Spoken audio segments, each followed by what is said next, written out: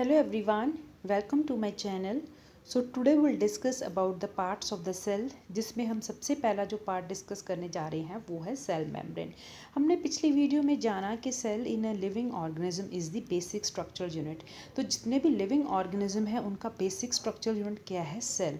तो अब ये सेल क्या है हम उसको जो है अच्छे से पढ़ेंगे और सबसे पहले जो हम पार्ट पढ़ने जा रहे हैं वो है cell membrane. Right, cell membrane को हम प्लाज्मा मेम्ब्रेन भी बोलते हैं। Now cell membrane, the basic component of a cell are cell membrane, cytoplasm and nucleus. तो आप ये जानेंगे कि जो सेल है उसके जो है बेसिक कंपोनेंट किसी भी एक सेल के क्या होते हैं? सेल मेम्ब्रेन जो कि उसकी आउटर कवरिंग होती है, और होता है साइटोप्लाज्म। साइटोप्लाज्म क्या है? जितना भी इसके fluid part of the cell है that is called the cytoplasm, और बीच में एक होता है न्यूक्लियस। राइट, सो ये जो तीन चीज़ें होती हैं वो basic component of a cell होती हैं। क्या होती हैं? सेल मेम्ब्रेन होता है, साइटोप्लाज्म होता है और न्यूक्लियस होता है। इसको आप ऐसे भी याद कर सकते हो, CCM। So what are the structural basic component of a cell? That is the cell membrane, cytoplasm and nucleus. CCN से आप इसको याद रख सकते हो। Now the cytoplasm and nucleus are enclosed within the cell membrane. तो आप देख रहे हो जो साइटोप्लाज्म है और न्यूक्लियस है वो किसके अंदर है? एक सेल मेम्ब्रेन के अंदर है, also called the plasma membrane. जैसे कि मैंने आपको बिगनिंग में बताया कि सेल मेम्ब्रेन को हम प्लाज्मा मेम्ब्रेन भी कह सकते हैं। The membrane separate cell from one another and also the cell from the surrounding medium. तो जो सेल मेम्ब्रेन है उसका मेन फंक्शन क्या है? एक सेल को दूसरे सेल से अलग करके रखना, और ऑल्सो जो उसका आउटर इन्वायरमेंट है उससे जो है उसको दूर करके रखना। ठीक है, आप समझ सकते हो हर सेल जो है अलग अलग जो है अपने अपने सेल मेम्ब्रेन में है, वो एक दूसरे के सेल से दूसरे सेल से अलग अलग हैं, और दूसरा वो जो है एक्सटर्नल एनवायरनमेंट है उससे भी वो सेपरेट होते हैं। The plasma membrane is porous and allows the जो प्लाज्मा मेम्ब्रेन होता है वो क्या होता है? पोरस होता है। पोरस कहने का मतलब कि उसमें जो है छेद होते हैं। तो वो ऐसे छेद क्यों होते हैं? Because it allows the movement of substances और material both inward and outward. तो हमने ये जाना कि जो प्लाज्मा मेम्ब्रेन होता है वो पोरस होता है। क्यों होता है? ताकि वो जो है मूवमेंट ऑफ सब्सटेंसेस कर सके। कैसे? कुछ सब्सटेंसेस जो बाहर से अंदर आनी है, अगर ये पोरस नहीं होगा तो बाहर से जो सब्सटेंसेस अंदर आनी है वो कभी भी मूव नहीं कर सकेगी इनसाइड ऑफ द सेल।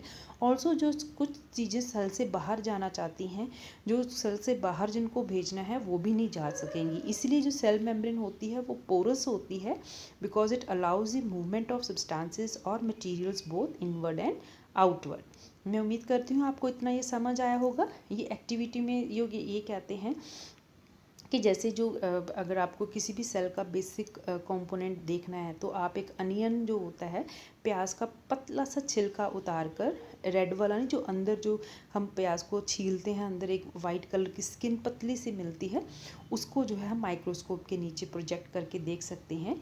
तो वो हम आपको डिफरेंट दिखेगा। अगर आप एक प्लांट सेल का देखोगे, नाउ आप देख सकते हो cell observed in an onion peel, और उसी तरीके से आप ह्यूमन चीक सेल का भी देख सकते हो।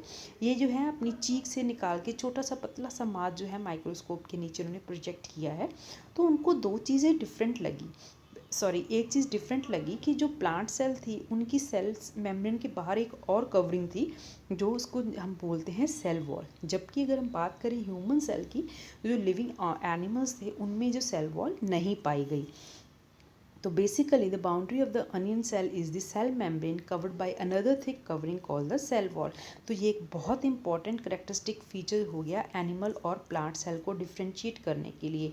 तो plant cell they have the cell wall, जबकि जो एनिमल सेल्स होते हैं they lack the cell wall. तो आपको प्लांट्स में हमेशा सेल वॉल मिलेगी, कुछ बैक्टीरिया में भी सेल वॉल मिलेगी, this you will come to know in the higher classes. लेकिन एनिमल्स में जो है सेल वॉल नहीं पाई जाती। प्लांट में जो है प्रोटेक्शन देने के लिए, जो सेल की टर्बिडिटी है उसको मेंटेन करने के लिए जो है सेल वॉल होती है। Now the central dense round body in the centre is called the nucleus. तो आप देख सकते हो ये सेंट्रल डेंस राउंड बॉडी है, इसको हमने क्या कहते हैं? न्यूक्लियस होते हैं। बाकी जो जेली लाइक सब्सटेंस है, जो फ्लूइड सब्सटेंस है that is present in the cell, it is called the cytoplasm. Now वो ये कहते हैं कि the jelly like substance that is present in the site nucleus and cell membrane it is called as the cytoplasm. तो हमें ये पता चला कि जो जेली लाइक सब्सटेंस होती है that is between the nucleus and cell membrane it is called the cytoplasm. I want to know why plant cell need cell wall.